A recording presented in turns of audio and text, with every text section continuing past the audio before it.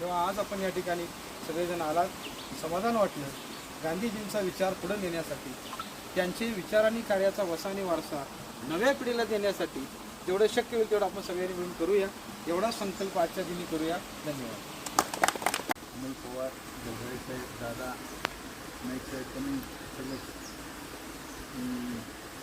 आज माझ्या एकवी गांधींच्यावर त्या छोट्या वर्तमानपत्रामध्ये प्रसिद्ध झाला आहे. ते छोट्या वर्तमानपत्र मी तिथं दिलं होतं, कारण की असं समजा मोठ्या वर्तमानपत्रात दिलं तर ते टाकछाट करतात आणि ते त्यांना आम्ही निरंजन टाकली त्यांचाही मेसेज मला आला. मी तुम्हाला एवढं सांगेन की गांधींची सुरुवातच आफ्रिकेमध्ये झाली.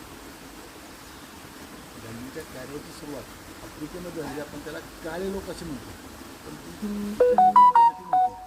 भारतातले जे लोक स्थायिक झालेले होते, ते भारताचे नाही, भारत